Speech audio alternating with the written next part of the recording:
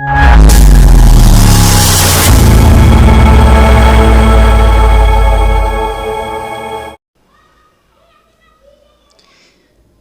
नमस्कार दोस्तों, एक बार फिर से स्वागत है आपके अपने चैनल मैथ्स लाइव 2.0 में, जहां हर दिन ऑब्जेक्टिव क्वेश्चन मैं लेकर आता हूं। वो क्वेश्चन है जो आपके एग्जाम के पॉइंट ऑफ व्यू से है, परीक्षा में लड़ता है, ये वही क्वेश्चन है, यकीन मानिए। और पीडीएफ आपको बिल्कुल फ्री में मिलने वाला है, यकीन मानिए।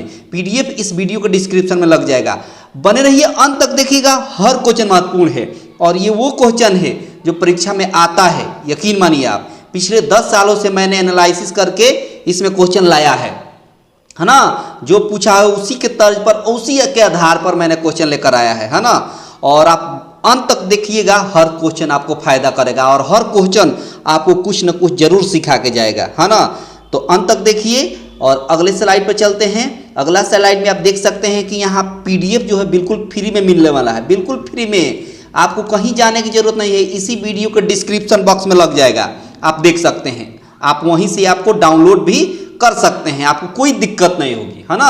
और आराम से आप सॉल्व भी कर सकते हैं, है ना। अंत तक देखिएगा और ट्रिकली देखिएगा। और आप हमें इंस्टाग्राम पर भी फॉलो कर सकते हैं। इंस्टाग्राम पर क्या कर सकते हैं, फॉलो कर सकते हैं, ZPS राहुल 521, ZPS राहुल 521 आप हमें फॉलो भी कर सकते हैं। तो सीधे चलते हैं क्वेश्चन पर। ये रहा आपके स्क्रीन पर पहला क्वेश्चन। बोला है कि सभी सर्वांगसम आकृतियां होती हैं, जितने भी सर्वांगसम आकृतियां होती हैं ना, सर्वांगसम, वो सब के सब समरूप होती है। सब के सब क्या होती है, समरूप होती है। तो ऑप्शन हो जाएगा ए। अब मान लीजिए जैसे वृत्त हम बना रहे हैं, तो ये भी वृत्त है और ये भी वृत्त है, तो ये दोनों समरूप कहलाएगा। क्या कहलाएगा, दोनों समरूप कहलाएगा। लेकिन ये सब के सब दोनों सर्वांगसम नहीं कहला सकता, याद रखिए। सर्वांगसम में माप और आकार दोनों समान होना चाहिए, जबकि समरूप में केवल आकार सेम होना चाहिए, माप अलग अलग हो सकता है ना। इसीलिए आगे देखिए अगला क्वेश्चन। बोला है कि यदि एक त्रिभुज के एक कोण को समद्विभाजक रेखा त्रिभुज की माध्यिका हो तो वह त्रिभुज होगा। जैसे कह रहा है कि एक त्रिभुज है, मान लीजिए एक त्रिभुज है, ठीक है, और कह रहा है किसी एक कोण को समद्विभाजित करिए। समद्विभाजित कर दिए, तो समद्विभाजित कर दिए तो उसकी माध्यिका क्या हो, माध्यिका जो हो, अगर यह जो रेखा इसका माध्यिका अगर है, माध्यिका मतलब इन दोनों को बराबर बराबर हिस्सों में बांट रही है। बराबर बराबर हिस्सों को बांटने का मतलब है कि जितना यह भुजा उतना ही यह भी भुजा। तो जिस त्रिभुज में दो भुजा बराबर हो जाए आपस में, वो समद्विबाहु त्रिभुज कहलाता है। कौन त्रिभुज, समद्विबाहु त्रिभुज, यानी ऑप्शन सी हो जाएगा। ऑप्शन कौन सा हो जाएगा, सी। बहुत शानदार, चटकाते चलिए, है ना। देखिए इसका ट्रिक देखिए, इसका एरिया का अनुपात दे दिया है 16:9 एरिया का। तो त्रिज्या का अनुपात पूछ दिया है, चाहे भुजा का अनुपात पूछ दे, ए का, ये मतलब भुजा का अनुपात पूछ दे, तो इसका XY रूप निकालें। ये ट्रिक मैंने कई बार बताया है, ये ट्रिक मैंने कई बार बताया है कि एरिया का रेशियो दे दे और आपसे भुजा का रेशियो पूछ लेते XY रूट।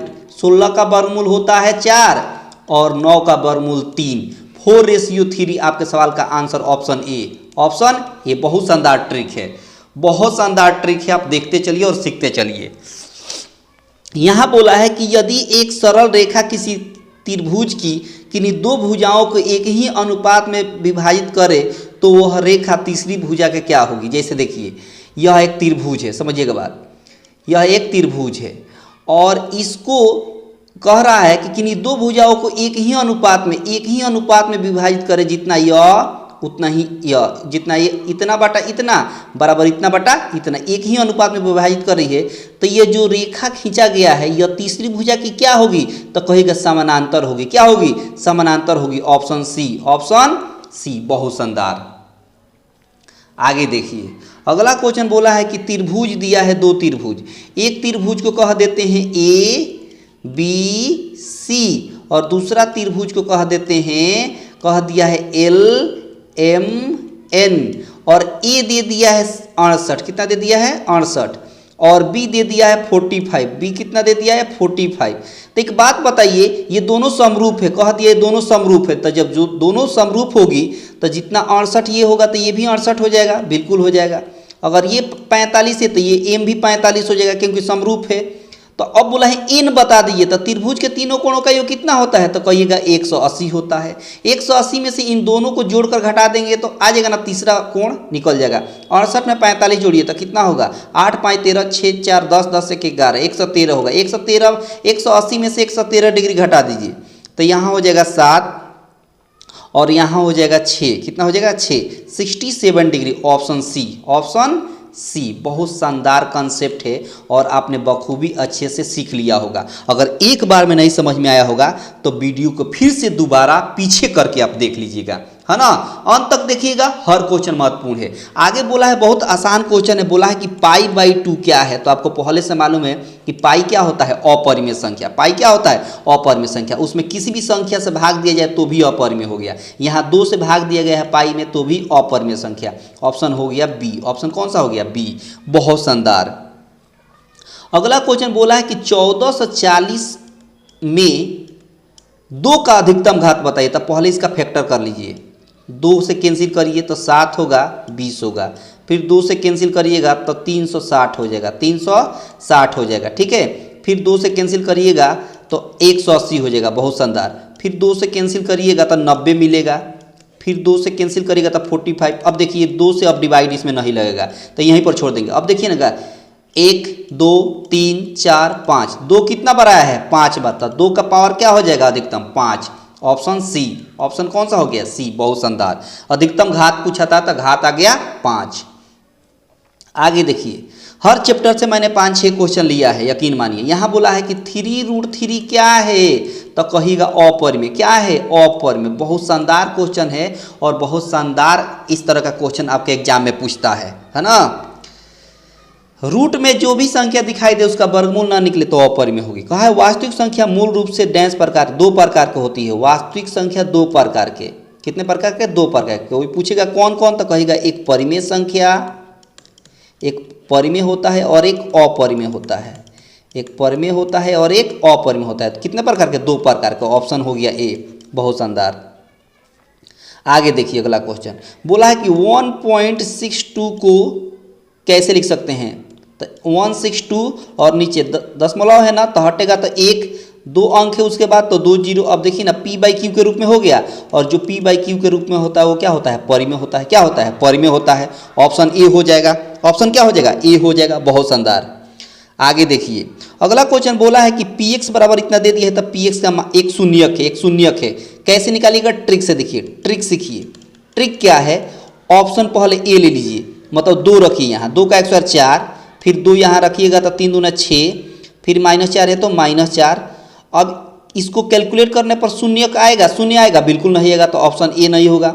फिर 4 रखिए यहाँ, 4 रखिएगा तो 4 का 1 16, यहाँ 4 रखेंगे तो 4 3 12 हो जाएगा माइनस में, फिर -4। अब देखिए 16 में से 12 गया 4, 4 में 4 जाएगा तो 0 आ जाएगा। तो शून्य कब आ रहा है, तो कहेगा ऑप्शन बी रखने पर। ऑप्शन बी रख रहे हैं x के जगह पर तो शून्य आ रहा है, तो आपका बी हो गया। ये ट्रिक बहुत शानदार है, बहुत शानदार है ना। आगे देखिए बोला है यहाँ पर कि x² minus 9x plus a दिया है, ठीक है। इसका गुणनफल दे दिया है 8, तो a का मान, गुणनफल क्या होता है, तो कहेगा अल्फा इंटू बीटा। कितना दिया है, तो 8। अल्फा इंटू बीटा का फॉर्मूला क्या होता है, तो c बाई ए बराबर 8। c का मान कितना है, तो कहेगा a है, ठीक है। a का मान कितना है, तो 1 छुपा हुआ है तो 1 हो गया बराबर 8। तो a का मान क्या हो गया, 8 ही तो होगा। तो आंसर हो गया ऑप्शन सी। कौन सा ऑप्शन, ऑप्शन सी। बहुत शानदार, बहुत शानदार कंसेप्ट है। आप देखते चलिए और सीखते चलिए। यहाँ बोला इसका शून्यक बताना है। इसका ट्रिक बहुत मज़ेदार है, बहुत ही मज़ेदार इसका ट्रिक है। देखिए जब भी दोनों जगह प्लस दिखे, जब भी दोनों जगह प्लस दिखे, यहाँ भी प्लस यहाँ भी प्लस, दोनों जगह तो दोनों निगेटिव होगा। दोनों, इसका मूल क्या होगा, इसका शून्य क्या होगा, दोनों निगेटिव। अब ऑप्शन में जाइए, देखिए कहाँ दोनों निगेटिव दिख रहा है, तो ऑप्शन ए, यहाँ भी निगेटिव यहाँ भी निगेटिव, तो ऑप्शन ए हो गया। ये शानदार ट्रिक है, ये शानदार ट्रिक है। जब भी दोनों, जैसे था ना x² प्लस 3x प्लस 2, तो यहाँ भी प्लस यहाँ भी प्लस, तो दोनों निगेटिव, दोनों शून्य निकलेगा तो क्या होगा, निगेटिव, जो ऑप्शन ए हो गया। बहुत शानदार, बहुत ही मज़ेदार। यहाँ बोला है कि आपको कह दिया कि x square minus 2x minus 6 के शून्यक अगर अल्फा और बीटा हो तो अल्फा इंटू बीटा बता दिए।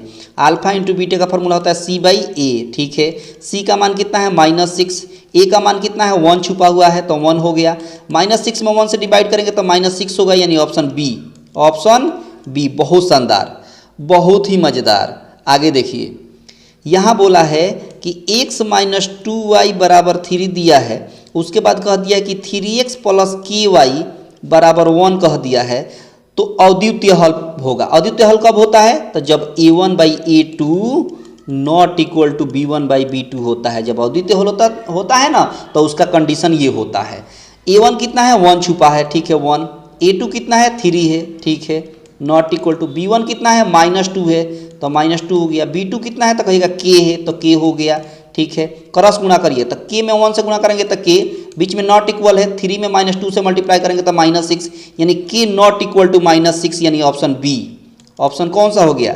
बी। बहुत शानदार, बहुत ही मज़ेदार। सॉरी, माफ़ी चाहेंगे, ये बी नहीं, ए। कौन सा होगा? ए होगा, ए होगा ऑप्शन। कौन सा होगा? ए ऑप्शन होगा, ठीक ना, ऑप्शन ए होगा, ये नहीं होगा। वहीं पर -6 है। ठीक है, आगे देखिए अगला क्वेश्चन। बोला है कि यहाँ पर x बराबर दे दिया है 6 और y बराबर दे दिया है 4, और कहा है कि किसका हल है, ये चारों ऑप्शन में से किसका हल है। तो हम ना पुट करेंगे इसमें वैल्यू। पहला ऑप्शन दिया है कि 2x माइनस 3y प्लस 19। अब इसमें x और y का वैल्यू पुट करेंगे, इसको सॉल्व करने पर 0 आ जाए तो वही आंसर हो जाएगा, ए ऑप्शन। 2 रखेंगे यहाँ तो 3 दूना कितना मिलेगा 6, माइनस यहाँ 4 रखेंगे तो 4 3 कितना हो जाएगा 12 प्लस 19। इसको सॉल्व करने पर आपको मिलेगा शून्य, नहीं मिलेगा तो ये ऑप्शन नहीं होगा। अब बी वाला ऑप्शन लेंगे।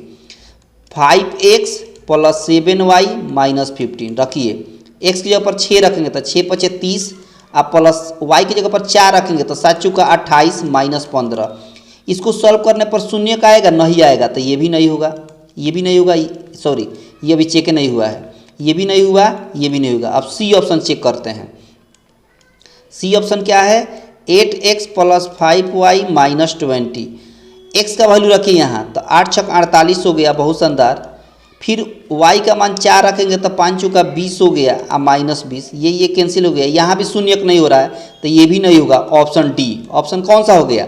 डी। बहुत शानदार, बहुत ही शानदार। आगे देखिए, बोला है कि इसका हल बताइए। बोला है कि 3x माइनस 2y प्लस 3 बराबर 0 दे दिया है। फिर कह दिया कि 4x प्लस 3y और माइनस 47 बराबर 0 कह दिया है। अब एक एक चेक करेंगे वैसे ही ट्रिक से। x का मान पहले 1, y का मान 3। x का मान यहाँ 1 रखेंगे तो 3 मिलेगा, बहुत शानदार। y का मान 3 रखेंगे तो 3 दूना 6 हो जाएगा प्लस 3, ये 3 प्लस ये 6 और 3 3 6 हो जाएगा, 6 में 6 जाएगा तो क्या हो जाएगा 0 आ गया, बहुत शानदार, ये सेटिस्फाइड कर गया। अब यही वैल्यू यहाँ पुट करेंगे। पहले x का मान 1 रखेंगे तो 4 1 = 4 प्लस y का मान 3 रखेंगे तो 3 3 = 9 माइनस 47, यहाँ शून्य का आ रहा है, नहीं आ रहा है तो ये ऑप्शन नहीं होगा। उसी तरह x बराबर अब रखेंगे 4, यहाँ पर x बराबर 4 रखेंगे तो 4 3 क्या हो जाएगा 12, बहुत बढ़िया। y का मान 5 रखेंगे तो 5 दूना कितना हो जाएगा 10 और प्लस 3, ये शून्य का आएगा, नहीं आएगा, नहीं ना आएगा तो ये भी नहीं होगा। उसी तरह x का मान आप 5 रखेंगे तो 5 3 15 हो गया, माइनस अब y का मान 9 रखेंगे तो 9 दूना 18 हो गया और प्लस 3, ये 15 3 18, 18 में से 18 गया तो क्या होगा 0 हो गया, यानी ये सेटिस्फाइड कर गया। अब यही वैल्यू इसमें भी रखेंगे। इसमें तो देखिए, इसमें रखेंगे तो x का मान 5 रखेंगे तो 5 × 4 = 20 मिलेगा, बहुत बढ़िया। फिर y का मान 9 रखेंगे, 9 3 27 मिलेगा, बहुत बढ़िया, माइनस 47 है। तब 20 में 27 जोड़ेंगे तो 47, और 47 में से 47 घटेगा तो 0 होगा, यानी यहाँ भी सेटिस्फाइड कर गया। ऑप्शन कौन सा? Option C. ऑप्शन सी दोनों समीकरण में सेटिस्फाइड कर गया, इसीलिए ऑप्शन सी होगा, ठीक ना, बहुत शानदार। यहाँ देखिए, यहाँ बोला है AM not equal to BL, ये उस पर है, अभी बताए थे अद्वितीय हल पर। A1/A2 not equal to B1/B2 करके क्रॉस गुना करिएगा ना तो यही मिलेगा, ऑप्शन ए। ऑप्शन कौन सा? ए, बहुत शानदार। आगे देखिए, यहाँ पर बोला है कि किस प्रकार का हल है 2x प्लस 3y माइनस 7, है ना, बराबर 7 कर दीजिए। यहाँ पर दिया है 6x प्लस 5y बराबर 11 है। अब देखिए 2/6 होगा, 2/6 होगा, बहुत बढ़िया है। यहाँ 3/5 होगा, 3/5। ये दोनों बराबर नहीं है, ये दोनों आपस में बराबर नहीं है, तो अद्वितीय हल, अद्वितीय हल और वास्तविक हल, वास्तविक और अद्वितीय हल, ऑप्शन बी हो जाएगा, ऑप्शन बी। बहुत शानदार। आगे देखिए, इसको हल करना है। बोला है कि 0.3x माइनस 0.37 बराबर में कह दिया है 0.37x माइनस 0.3। अब x वाले को एक तरफ कर दीजिए। क्या करिए कि माइनस 0.37 है, ये माइनस में है, इधर गया था प्लस में 0.3 हो गया, बहुत बढ़िया। ये ऐसे है 0.37x और प्लस में हो जाएगा, ये प्लस में तो माइनस में हो जाएगा क्या, 0.3x, बहुत बढ़िया। अब इसमें से घटेगा, घटेगा तो 70.0 होगा ना माइनस में। यहाँ देखिए, यहाँ घटेगा तो क्या होगा, तो 0.07x होगा।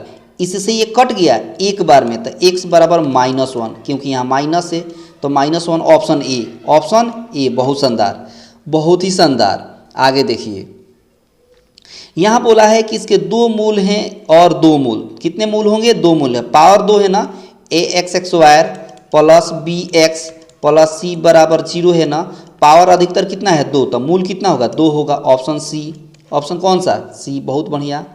आगे देखिए, आगे बोला है कि द्विघात बहुपद के अधिकतम घात कितना होगा, अधिकतम घात, शून्यों की अधिकतम संख्या कितनी होगी, 2 होगी, क्योंकि द्विघात बहुपद ये होता है ax² plus bx plus c, इसका अधिकतम घात कितना है, 2, तो इसका शून्यक भी कितना होगा, 2 ही तो होगा, तो ऑप्शन बी, ऑप्शन कौन सा, बी। बहुत शानदार। यहाँ बोला है कि इसके शून्यकों का गुणनफल बता दीजिए, 5mxy माइनस 10m प्लस 5। शून्यकों का गुणनफल होता है अल्फा इंटू बीटा, इसका फॉर्मूला होता है c/a। c का मान कितना है, तो कहीं का 5 है, बहुत बढ़िया। a का मान कितना है, वो भी 5 है, 5 है, 5 5 कैंसिल हो गया, 1 हो गया, यानी ऑप्शन सी, ऑप्शन कौन सा, सी। बहुत शानदार, बहुत ही शानदार।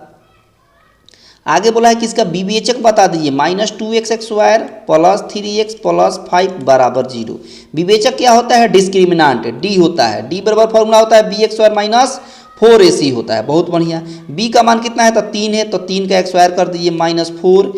a की जगह पर कितना है, तो -2 है, तो -2 कर दीजिए, इंटू c का मान कितना है, तो कहेगा 5 है, बहुत बढ़िया।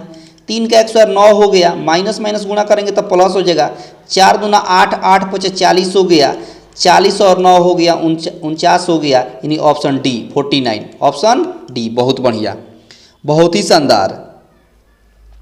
यहाँ बोला है कि इसका उभयनिष्ठ मूल बता दीजिए। उभयनिष्ठ मूल का मतलब ये हो गया कि एक ऐसा शून्यक निकलेगा दोनों में से जो दोनों समान होगा, एक इसका और एक इसका। तो देखिए, इसका शून्य कैसे निकलेगा 2 हिस्सों में, तो कहेगा कि 10 और 2, 10 और 2, ये माइनस में है तो ये प्लस हो जाएगा, और ये वाला जो है ना, ये माइनस इस पर निर्भर होता है, अगर ये माइनस है तो ये माइनस से रहेगा, तो -2 मिला, बहुत बढ़िया। इसको फैक्टर करिएगा तो x² बराबर 4 हो जाएगा, तो x बराबर 2 वैल्यू मिलेगा, एक प्लस में एक -2 में, ठीक है। तो देखिए ना, कॉमन क्या मिला, -2 दोनों में कॉमन है, उभयनिष्ठ का मतलब होता है कॉमन, ऑप्शन कौन सा, सी, ऑप्शन कौन सा, सी। बहुत शानदार, बहुत ही शानदार।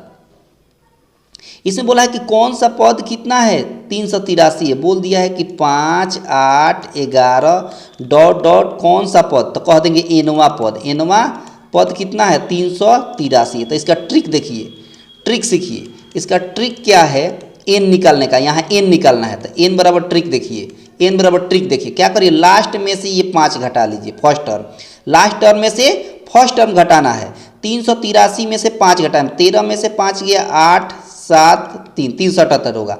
अब इसमें इसके कॉमन डिफरेंस से भाग दीजिए, कॉमन डिफरेंस कैसे निकलेगा, 8 में से 5 घटाएगा तो 3, इसमें 1 जोड़ देना है, एक झटके में निकल जाएगा एन का मान। 3 से कैंसिल करिए तो 3 एकम 3, 3 दूना 6, 3 छक्का 18, और इसमें 1 जोड़ दीजिएगा तो कितना हो जाएगा, 127 हो जाएगा, कितना हो जाएगा, 127, यानी ऑप्शन डी, ऑप्शन डी। बहुत शानदार, बहुत ही खूबसूरत। ये ट्रिक कैसा लगा कमेंट बॉक्स में बताते रहिएगा। यहाँ बोला है कि 10 7 4 डॉट डॉट का 30वां पद कौन निकालना है, 30वां पद निकालना है, यानी T30 का वैल्यू निकालना है। इसका फॉर्मूला होता है a प्लस 29d, यानी इस 30 में से घटा कर लिखा जाता है। यहाँ a का मान कितना है, तो कहिएगा 10 है, बहुत बढ़िया। 29 इंटू डी का मान कितना है, तो 7 में से 10 घटेगा तो कितना होगा, -3। बहुत शानदार। 10 ये 29 यही होता है 87, -87 होगा, बहुत बढ़िया।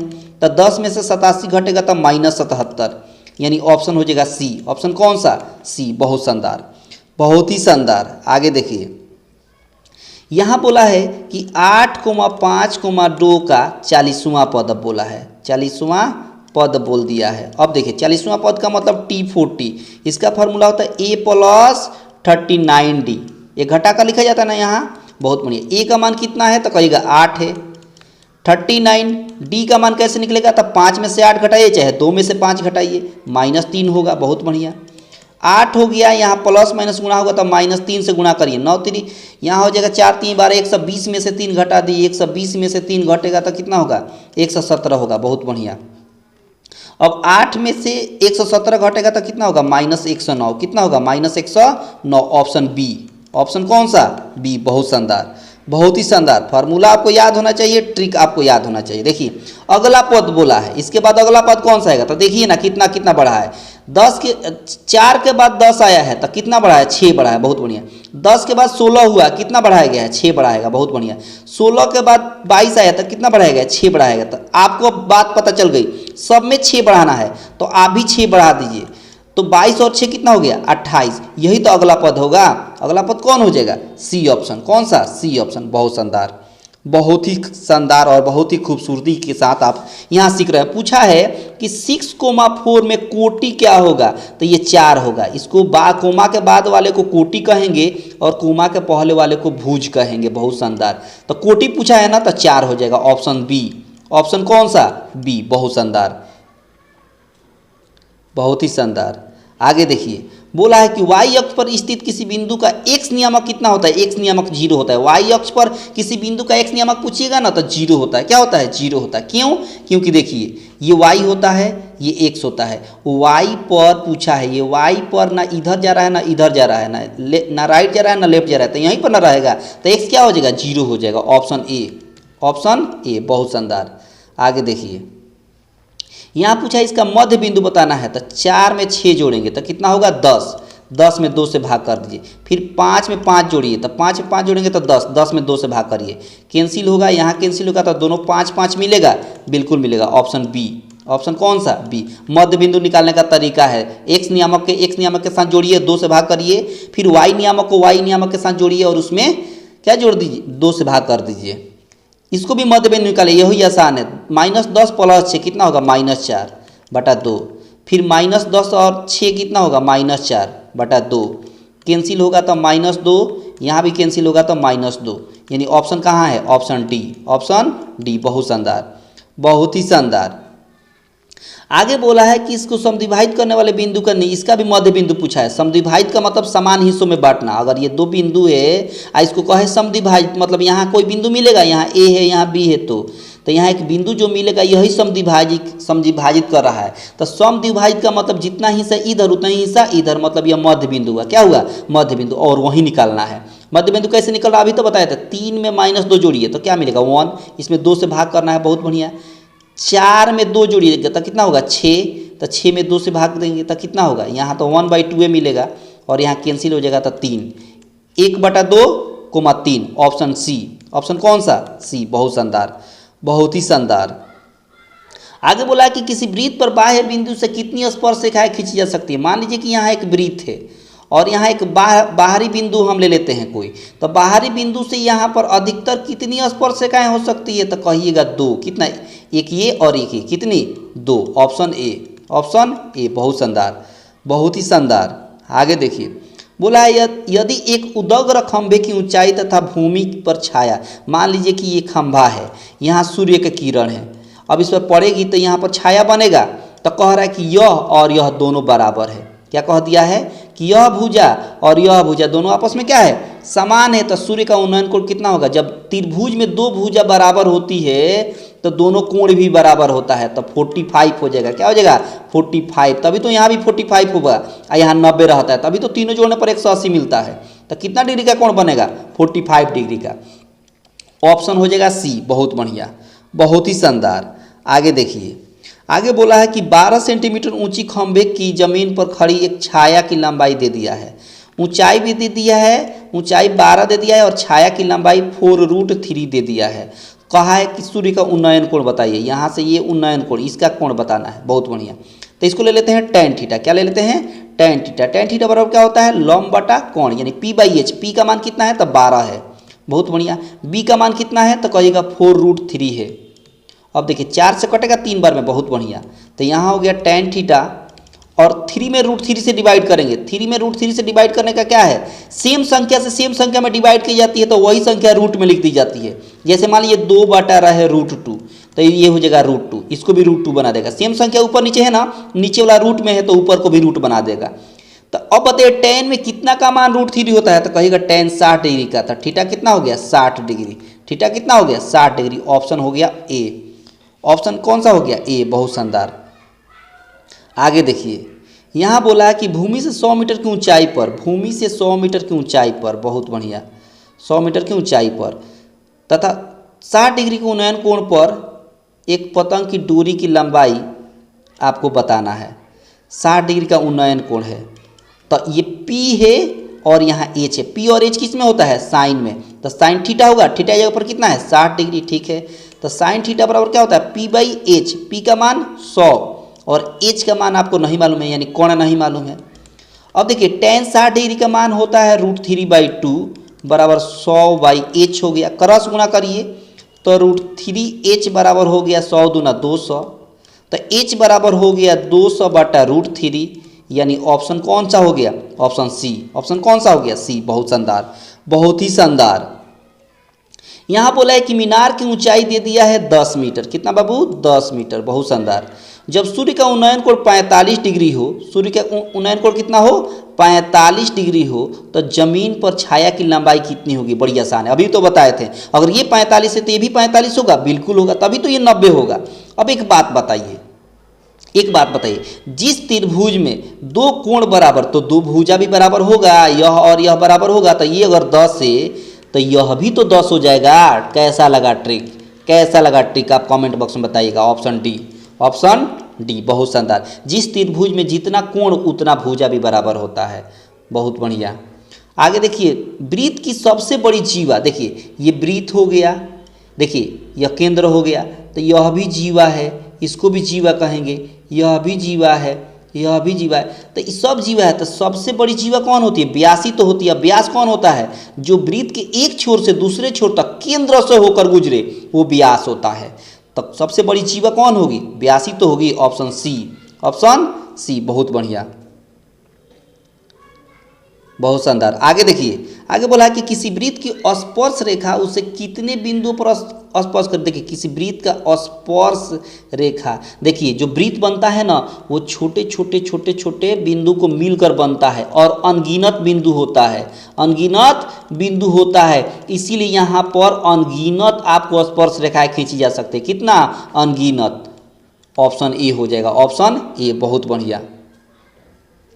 यहाँ बोला है कि 3 सेंटीमीटर त्रिज्या वाले एक वृत्त पर खींची गई स्पर्श रेखाएं परस्पर 60 डिग्री के कोण पर झुकी हुई है। देखिए ये हो गया, ये यहाँ से ले लेते हैं, यहाँ से ले लेते हैं, ये 60 डिग्री पर झुकी हुई है और त्रिज्या क्या होती है? स्पर्श रेखा पर लंब होती है। क्या होती है? लंब होती है। तो मतलब 90 डिग्री का कोण बना है, और 3 है, ये भी 3 है। इसको ओ कह देते हैं, इसको ए कह देते हैं, इसको बी कह देते हैं, इसको पी कह देते हैं।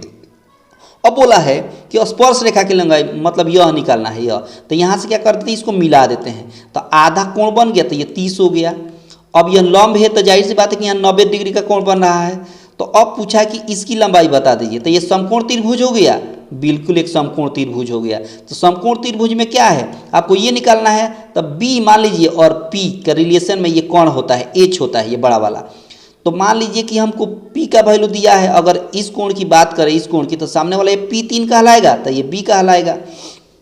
तब देखिए आपको निकाल दीजिए कि tan लिख दीजिए, tan 30 डिग्री। tan 30 डिग्री बराबर होला लंब बटा आधार, यानी P/B। P कितना है? 3 है। B आपको निकालना है स्पर्श रेखा, यानी AP निकाल देना है। अब देखिए tan 60 डिग्री का मान होता है 1/√3। बहुत बढ़िया, बराबर 3/AP। क्रॉस गुणा करिए AP में 1 से, तो AP हो जाएगा 3 में √3 से गुणा करेंगे तो 3√3 हो गया, यानी स्पर्श रेखा क्या हो गया 3√3, यानी ऑप्शन सी, ऑप्शन सी। उम्मीद करते होंगे कि आप समझ गए होंगे बहुत अच्छे से। ठीक है, आगे देखिए अगला क्वेश्चन बोला है कि इस वृत्त के केंद्र से 5 सेंटीमीटर दूर स्थित बिंदु ए से वृत्त पर खींची गई स्पर्श रेखा की लंबाई दे दिया है। मान लीजिए कि यह एक वृत्त है, यह क्या है वृत्त है, 5 सेंटीमीटर दूर स्थित ए वृत्त पर खींची गई स्पर्श रेखा की लंबाई, और स्पर्श रेखा की लंबाई दे दिया है कितना, तो कहिएगा 4 सेंटीमीटर। ठीक है, और त्रिज्या क्या होता है, इस पर लंब होता है, स्पर्श रेखा पर क्या होता है लंब होता है, और यह दूरी दे दिया है 5 सेंटीमीटर। यह दूरी कितना दे दिया है 5 सेंटीमीटर दूर। तो वृत्त की त्रिज्या यानी ये आर निकाल देना है। अब देखिए ना, जब समकोण त्रिभुज है तो ये P हो गया, ये B हो गया, ये H हो गया। तो फार्मूला मालूम है आपको, R बराबर यानी B बराबर निकालने का फार्मूला क्या है, HX² माइनस PX²। H का मान कितना है 5, तो 5 का x², P का मान कितना है 4, तो 4 का x²। अब देखिए जोड़ देंगे, इसका भी ट्रिक है, लगातार संख्या x² में रहता है माइनस में तो जोड़ दिया जाता है। चाहे x² इसका अलग निकालेगा, इसका निकालेगा तभी उतना ही होगा। 5 4 कितना होता है 9। चाहे एक और लड़का क्या करेगा, अब कहेगा 5 का x² 25, 4 का x² 16, 25 में से 16 गया 9। x² क्यों करिएगा, लगातार संख्या है, ट्रिक बताएं, 5 4 9, 9 का वर्गमूल 3, तो कितना हो गया त्रिज्या 3 हो गया, ऑप्शन सी, ऑप्शन सी, बहुत शानदार। आगे देखिए बोला है दो भिन्न त्रिज्याओं वाले वृत्त हमेशा होते हैं। दो भिन्न, यह त्रिज्या अलग है, एक बड़ा त्रिज्या अलग ले लेते हैं, यह त्रिज्या ये बड़ा त्रिज्या, देखने में आकार सेम है, दोनों वृत्तें न कहेंगे, दोनों क्या कहेंगे वृत्त कहेंगे, लेकिन माप छोटा बड़ा है तो समरूप होगा। क्या होगा, समरूप होगा हमेशा। अगर माप भी समान हो जाता, आकार भी सेम रहता तो सर्वांगसम होता। क्या होता, सर्वांगसम। इसलिए अलग अलग माप है तो ऑप्शन कौन सा हो जाएगा बी। बहुत बढ़िया, बहुत ही शानदार। यहाँ बोला है कि वृत्त का क्षेत्रफल दे दिया है। वृत्त का क्षेत्रफल क्या होता है, तो कहेगा पाई आर एक्स वाई। कितना दिया है, तो कहेगा 64 पाई दिया है। वृत्त का क्षेत्रफल कितना दिया है 64 पाई। पाई से पाई कैंसिल हो गया, तो आर एक्स वाई बराबर क्या हो गया 64। तो आर बराबर क्या हो जाएगा 8 हो जाएगा। बहुत बढ़िया। व्यास पूछा है, तो व्यास कैसे निकलता है, त्रिज्या को दुगुना कर दिया जाता है, त्रिज्या को दुगुना, तो 8 दूना 16 हो जाएगा, ऑप्शन बी। ऑप्शन कौन सा, बी। बहुत शानदार, बहुत ही शानदार। यहाँ बोला है कि वृत्त की परिधि 2 पाई से 4 पाई कर दीजिए। तब वृत्त की परिधि क्या होता है 2 पाई आर, तो यहाँ भी आर जोड़ दीजिए, तो उसका क्षेत्रफल कितना गुना हो जाएगा क्षेत्रफल। तो देखिए यहाँ से, देखिए यहाँ पाई पाई कैंसिल हो गया, 2 से कैंसिल हो गया 2 बार में, तो यहाँ आर हो गया, यहाँ 2r हो गया। तो मान लीजिए पहले वृत्त की त्रिज्या आर है, दूसरे वृत्त की त्रिज्या 2r है, तो इसका क्षेत्रफल निकालेगा तो क्या होगा पाई आर एक्स वायर। बिल्कुल सही है। क्षेत्रफल क्या होता है वृत्त का पाई आर एक्स वायर। यहाँ भी पाई आर एक्स वायर होगा, लेकिन आर के जगह पर 2r यहाँ दे रहा है, तो 2r लिखेंगे तभी तो होगा पाई आर एक्स वायर। तो देखिए पाई से पाई कैंसिल, आर एक्स वायर हो गया, यहाँ पर 2 का एक्स वायर करेंगे तो क्या होगा, चाहे पाई रहने दीजिए मत काटिए, पाई आर एक्स वायर वैसे ही रखिए। यहाँ हो जाएगा 2 का एक्स वायर 4, और साथ में पाई आर एक्स वायर हो जाएगा, पाई आर एक्स वायर। यह भी वृत्त का क्षेत्रफल है, यह भी वृत्त का क्षेत्रफल है, तो यह कितना गुना हो गया है अधिक, तो कहिएगा 4 गुना हो गया है। कितना गुना, 4 गुना, ऑप्शन डी, ऑप्शन डी। बहुत बढ़िया। यहाँ देखिए, यहाँ बोला है कि 8 सेंटीमीटर त्रिज्या वाले वृत्त के अंतः वर्ग का क्षेत्रफल बताइए। अंतः वर्ग, मान लीजिए कि यह यहाँ पर हमने वृत्त बना दिया, वृत्त के अंतः क्या है, वृत्त वर्ग है, वृत्त के अंतः क्या है वर्ग है, इसका क्षेत्रफल बताना है। और त्रिज्या कितना दिया है 8, और ये भी इधर भी त्रिज्या क्या होगा 8 ही होगा। तो यहाँ से यहाँ तक वृत्त का क्या हो जाएगा व्यास हो जाएगा। वर्ग के लिए विकर्ण होगा, वर्ग के लिए क्या होगा विकर्ण होगा। तो वर्ग का विकर्ण क्या होता है √2a। अब वर्ग का विकर्ण होगा कितना, तो 8 8 मिलकर 16। बहुत बढ़िया। ए बराबर क्या हो जाएगा 16/√2। अब देखिए ट्रिक, देखिए भाग करने का ट्रिक देखिए, क्या ट्रिक है, इस 2 से 16 में भाग दीजिए तो कितना होगा 8, आई √2 को इसमें चिपका दीजिए तो कितना हो गया 8√2। आपसे पूछा है क्षेत्रफल, क्या पूछा है क्षेत्रफल, तो क्षेत्रफल कैसे निकालते हैं, ये भुजा ही तो निकला है, इस भुजा का एक्स वायर कर दीजिए, तो 8 का एक्स वायर 64, और √2 का एक्स वायर करेंगे तो 2 होगा, तो 64 दूना कितना हो जाएगा 128, 64 दूना 128, ऑप्शन डी। ऑप्शन कौन सा, डी। हालांकि यहाँ भी एक्स वायर करते तभी निकल जाता, यहाँ से भी निकल जाता, कहीं से निकल जाएगा। बहुत बढ़िया। यहाँ देखिए, यहाँ बोला है कि ये घड़ी की मिनट की सुई 21 सेंटीमीटर लंबी है। एक घड़ी की मिनट की सुई 21 सेंटीमीटर मतलब त्रिज्या 21 दे दिया है, ठीक है। 10 मिनट में रचित क्षेत्रफल बताइए, 10 मिनट में। एक बात बताइए, पूरा मिनट वाला सुई एक चक्कर लगाएगा तो 60 मिनट होगा, बहुत बढ़िया 60 मिनट होगा। कितना डिग्री कंप्लीट करेगा तो कहेगा 360 डिग्री। पूरा एक चक्कर वृत्त का करने पर कितना डिग्री का कोण बनता है, 360 डिग्री का। अब देखिए 1 0 से 1 0, 6 से 36, एक बार में इधर 1 मिनट में हो गया 6 डिग्री। तो बोला है 10 मिनट में, तो इसको 10 बनाने के लिए 1 0 लिखना पड़ेगा, तो यहाँ भी 1 0 कर दीजिए। यानी थीटा का वैल्यू हो गया 60 डिग्री और आर का वैल्यू 21 है। यहाँ पर आर का वैल्यू कितना है, 21 है। अब आपको क्षेत्रफल कैसे होता है, क्षेत्रफल होता है थीटा बटा 360 पाई आर एक्स वायर। यानी थीटा कितना, तो कहेगा 60 डिग्री बटा 360, पाई का मान 22 बटा 7 और आर का मान 21 है, तो 21 गुणे 21, बहुत बढ़िया। 1 0 से 1 0, 6 से 6 6 36, 7 से 7 त्रिका 21, 3 से 2 बार में, 2 से 11 बार में, ये कैंसिल हो गया। अब 11 में 21 से गुणा कर देंगे तो 1 2 3, 1 2 1 3 2, 1 3 2, 1 3 2, 132 हो जाएगा। कितना हो जाएगा, 132, ऑप्शन सी। ये तो रहा आपका लेंदी मेथड। अब ट्रिक देखिए, अब ट्रिक सीखिए। ट्रिक क्या है कि ये जो 10 मिनट में बोला है, 5 मिनट 5 मिनट मिलकर कितना हो गया, 10 मिनट। यहाँ से यहाँ तक मान लीजिए क्षेत्रफल आपको निकालना है। अब क्षेत्रफल निकालने के लिए त्रिज्या खंड दिख रहा है, बिल्कुल दिख रहा है। अब त्रिज्या खंड का क्षेत्रफल होता है थीटा बटा 360 पाई आर एक्स वायर। इसमें पाई आ रहा है, तो जिस फार्मूला में पाई आ जाए उसके लिए बड़ी शानदार ट्रिक है। क्या शानदार ट्रिक है कि जिस ऑप्शन में 11 से पूरा पूरा भाग लग जाए वो एक झटके में आंसर। तो पहला ऑप्शन में 11 से पूरा पूरा भाग नहीं लगेगा, नहीं होगा। दूसरे ऑप्शन में 11 से पूरा पूरा भाग नहीं लगेगा। चौथे ऑप्शन में 252 में 11 से पूरा पूरा भाग नहीं लगेगा। एक ही ऑप्शन है सी जिसमें 11 से पूरा पूरा भाग लगेगा, तो एक झटके में ऑप्शन सी, एक झटके में। कैसा लगा ट्रिक, है ना शानदार। तो ये रहा आपका एक प्रोसेस कॉन्सेप्ट और ट्रिक ये रहा बहुत शानदार। यहाँ बोला है कि वृत्त का क्षेत्रफल 154 है, तो मैंने एक ट्रिक बताया था।